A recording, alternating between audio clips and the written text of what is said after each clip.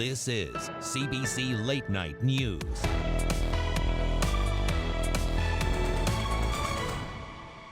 Tonight, avoiding a so-called twindemic. If we get a surge of flu that happens to come in and take up a bunch of ICU beds or a bunch of emergency room beds, there isn't going to be room for your heart attacks and your strokes. As officials warn, flu and COVID-19 outbreaks happening at the same time could potentially overwhelm the health system. We look into the flu shot supply. Plus, in here we've got some roast turkey breast, some smoked turkey sausage. We're very well known for sausage in the city. new COVID-19 restrictions quickly changed Thanksgiving plans for businesses and families this year. We check out the ways restaurants are getting creative. And it's not fall without picture-perfect pumpkins. We take you on a trip to a pumpkin patch outside of Toronto. Good evening, I'm Talia Ricci. Ontario is reporting 649 new cases of COVID-19 today as hotspot regions continue to make up the majority of cases. Peel Region reported the highest number of new daily cases, coming in at 157. Toronto reported 140 cases. York Region at 87 and Ottawa at 54. Over 44,000 tests were processed yesterday. The province is still dealing with a backlog of nearly 46,000 tests. And a reminder, no new numbers will be posted tomorrow for Thanksgiving Monday. Instead, those numbers will be posted on Tuesday alongside the daily numbers of the day. With Ontario in its second wave, the government has been pushing people to stay healthy and get their flu shot this year. And so far, their messaging is working. Pharmacies are seeing a huge increase in demand, leaving some running out of doses and long lines at others. But as Angelina King explains, there should be enough flu shots to go around. Beth Levy always gets the flu shot, but this year with more urgency. Last year I probably didn't get my flu shot until November. I know everybody's emotions are running a bit high, and so I myself am also probably a bit more panicked than I would in a normal year. There was a 2 to 3 hour wait inside at her nearby pharmacy, something she isn't comfortable with during the pandemic. So she booked an appointment elsewhere, but it's not until early November. I'm not entirely comfortable with it, but it is, you know, if that's the way it has to be. I will keep searching around to see if there's someplace sooner that I could get the shot. Pharmacist Jazz Singh Combo is doing appointment-only flu shots and had a wait list before he even had the vaccine. He's not administering the shots at his Toronto pharmacy. The attached Medi Clinic is, which is still waiting to receive its first allotment. But at his Oshawa location, he's waiting for a second shipment because he ran through the first in just a few days. There will be obviously a gap now till next week when we get another shipment, but that's better than having patients wait outside and then being disappointed when they're not getting their vaccinations. Health officials have been urging people to get a flu shot to avoid a so-called twindemic, flu and COVID-19 outbreaks happening at the same time, potentially overwhelming the health system. It's very, very backlogged. And if we get a surge of flu that happens to come in and take up a bunch of ICU beds or a bunch of emergency room beds, there isn't going to be room for your heart attacks and your strokes and everyone else who needs to be taken care of on a routine basis as well. Plus, last month, please make sure you get yours. It's never been more important. The Premier not only touting flu shots, but the government's strategy. The largest and most comprehensive flu shot campaign in Canada's history. The province says it's spending nearly $700 million on that campaign, which includes 5.1 million doses of the vaccine, a 16% increase compared to last year. The demand is a good thing. Now it's how do you ensure you manage it appropriately. The Ontario Pharmacists Association says there isn't a shortage, just early increased demand. The official program doesn't launch until October 19th.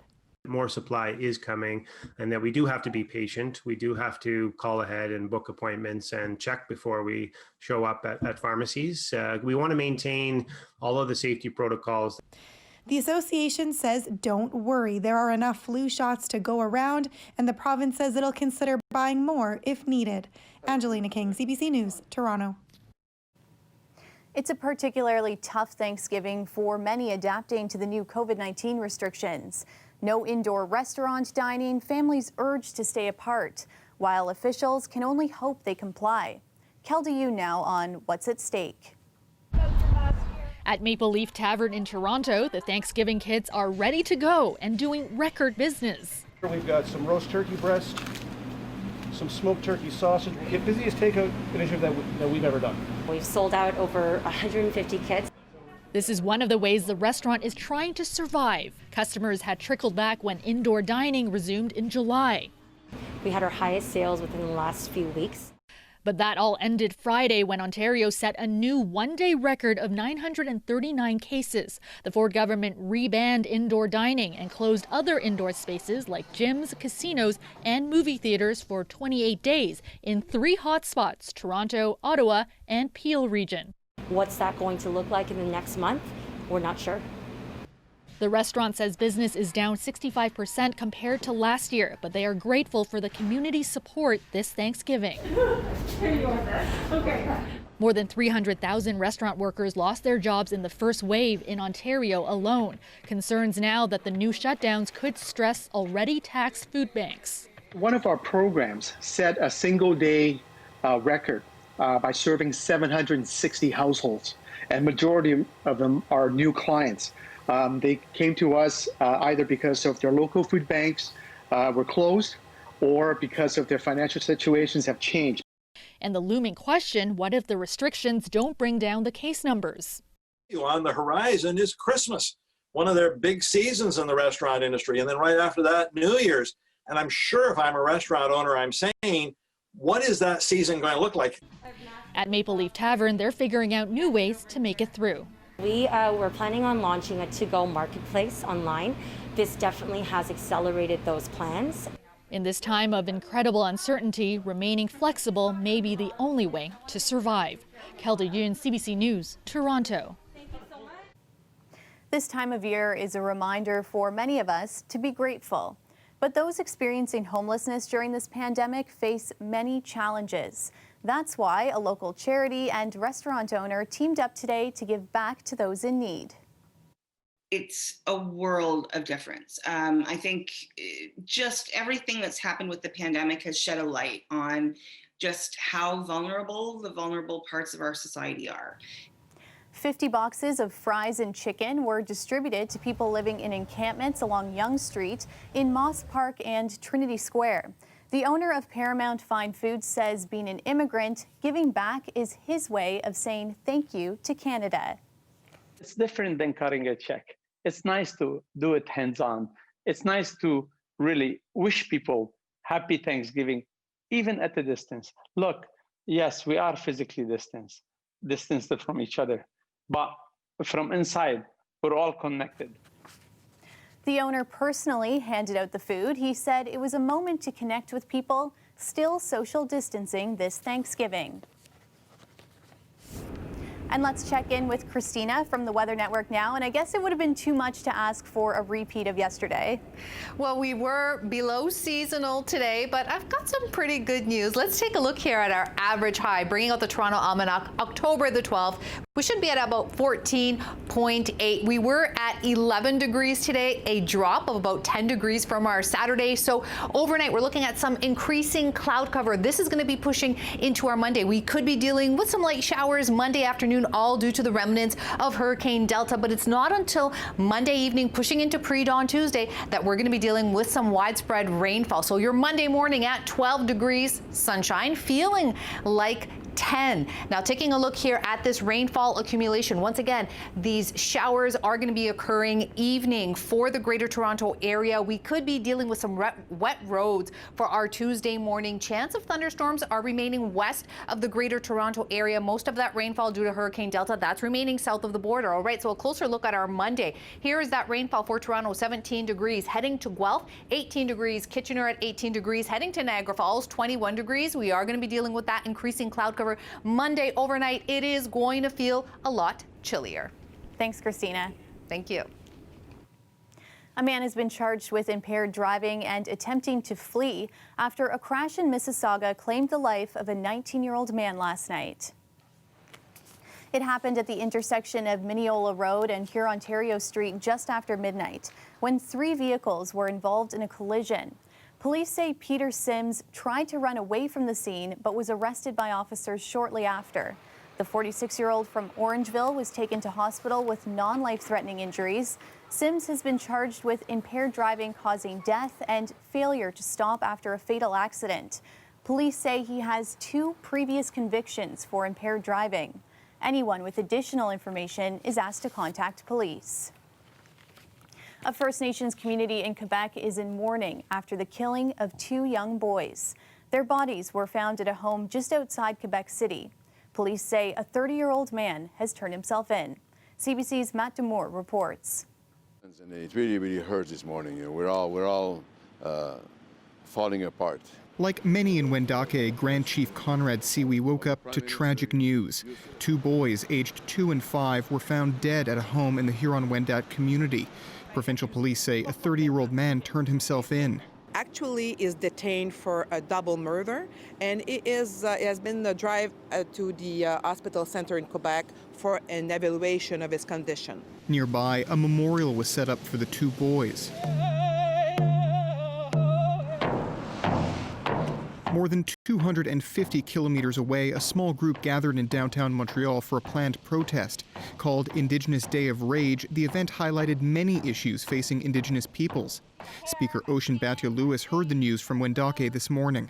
It really saddens me to think that there are these children, their lives are being taken too soon, and also it makes me reflect on the other issue of the missing and murdered Indigenous women and how it is devastating for these communities. Back in Wendake, Chief Siwi says counseling will be offered to anyone in the community who needs it, and offers of support have come in from the provincial and federal governments. We leave the door open, and I'm waiting for some answers from our people at the Social Services Department, and we might need maybe today or tomorrow some more help, because there's so many people affected and touched, Both Quebec Premier François Legault and the province's new Minister of Indigenous Affairs, Yann Lafrenière, reacted on Twitter, sending messages of condolence. Provincial police say the man who turned himself in is being questioned by investigators. Matt Damour, CBC News, Montreal. Looks like I'm immune for, I don't know, maybe a long time, or maybe a short time. It could be a lifetime. Nobody really knows, but I'm immune. On whether that statement by the U.S. president is true. And with the U.S.-Canada border closed, you may think that would stop vacationers, but an intrepid group of Canadian snowbirds are still heading down despite the pandemic. That story after the break.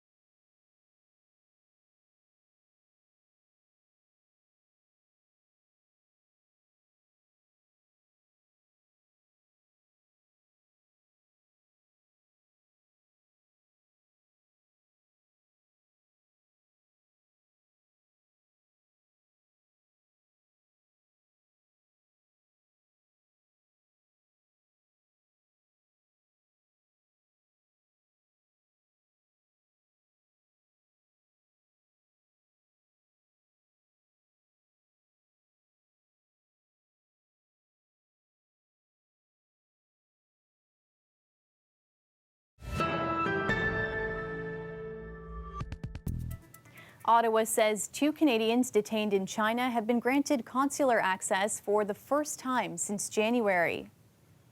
Michael Spavor was allowed virtual contact with Canada's ambassador to China on Friday.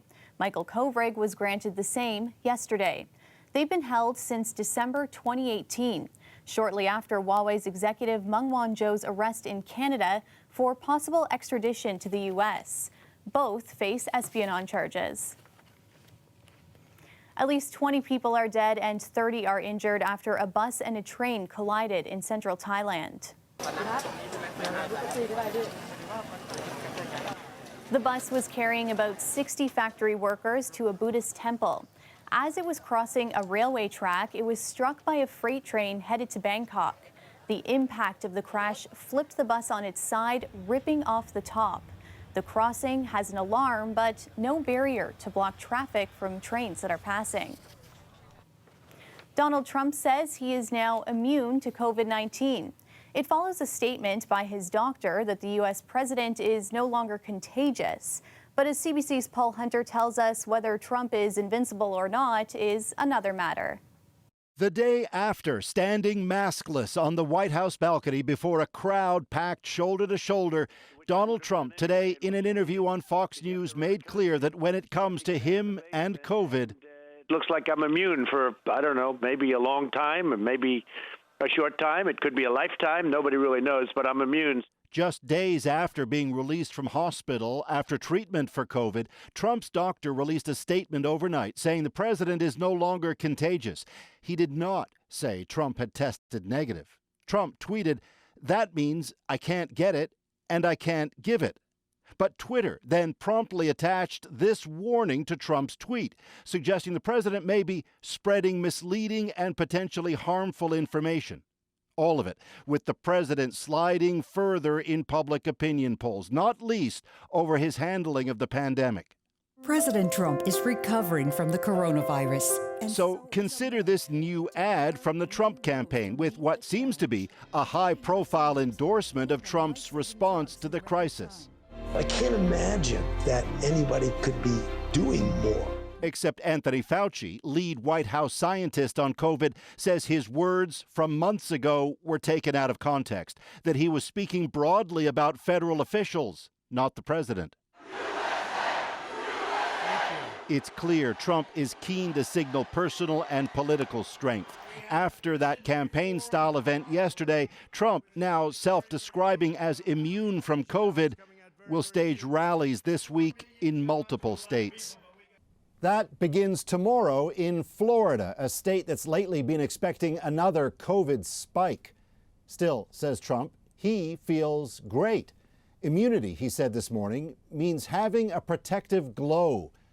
And to have that, he said, is important. Paul Hunter, CBC News, Washington. This is the time of year when thousands of Canadian snowbirds take off to spend the winter in the sunny American South. COVID-19 has made that extremely difficult this year, but not impossible for those willing to take the risk. Allison Northcott reports. Brian Lawson usually spends much of the winter in Florida, but not this year. Health-wise, I'd much rather be cold than get sick, be warm and get sick, so I'll stay here. Many at this Quebec trailer park near the U.S. border spend their summers here and head south in the fall. But it's another routine disrupted by COVID-19. I'm not the only one that's probably going to freeze their butts off this year like in Quebec.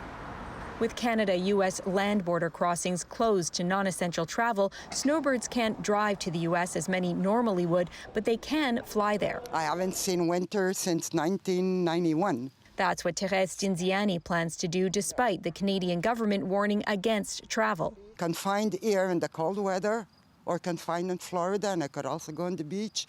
I prefer 100% to be in Florida. Her trailer isn't winterized and she doesn't own winter tires, so she says she's got insurance that covers COVID and a plan to send her car across the border before her flight at the end of the month. We get like 200 calls a day. Commercial traffic can cross the border, and this transport company has been fielding calls from snowbirds ready to pay thousands of dollars to get their vehicles down south. We are authorized to cross the borders with their cars and RVs So we transport it to Florida and people just fly out there.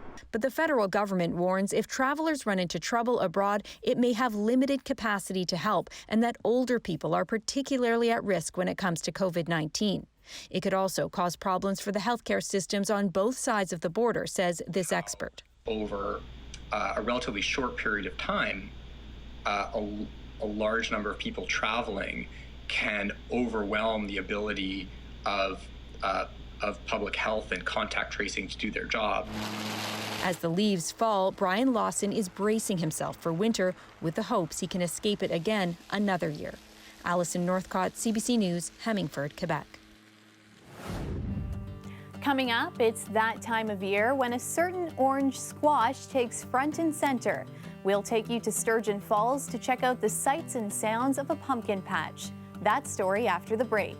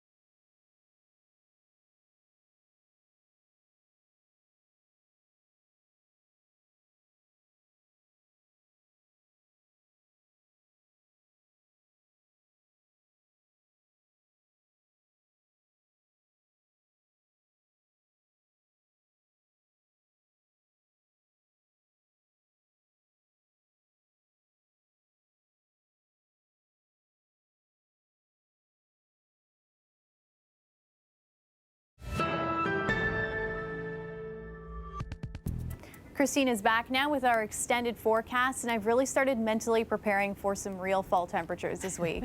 All right, so Monday afternoon, you should also prepare yourself for some rainfall, and then Monday evening, we're looking at some even more rainfall. So your afternoon high, 17 degrees. For the next few days, we're going to be at seasonal, if not a little above, a little closer at this rain. Here comes in this cold front for our Sunday evening into our Monday, and then Monday, the rainfall. We're dealing with a little bit of that light rainfall due to the remnants of Hurricane Delta, but we're really feeling it from that cold front. By the time Thursday comes around, that's when that next cold front comes in. So get out there and enjoy those seasonal, if not a little bit above seasonal temperatures the next few days. Toronto 16 degrees, London 15 degrees, Windsor at 15 degrees for your Thursday. Taking a look at the next 7 days. So Toronto, there is that rainfall for your holiday Monday for Thanksgiving, mostly evening, overnight. So Tuesday morning, we could be dealing with some wet roads, but 17 degrees, sun coming out for your Tuesday and Wednesday. Thursday, there is that next cold front and next rainfall. So you're going to need that umbrella for midweek. Windsor, Ontario, heading there for your holiday Monday.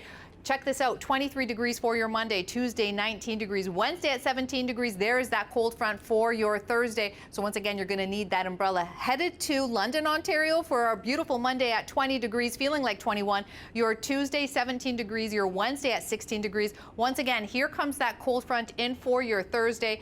Friday and Saturday, a big temperature dip. So get ready for some much more fall temperatures. This is Thursday, moving on towards the latter part of the week. But for your Monday, Tuesday, and Wednesday, we are seasonal, if not a little above. Plenty of sunshine.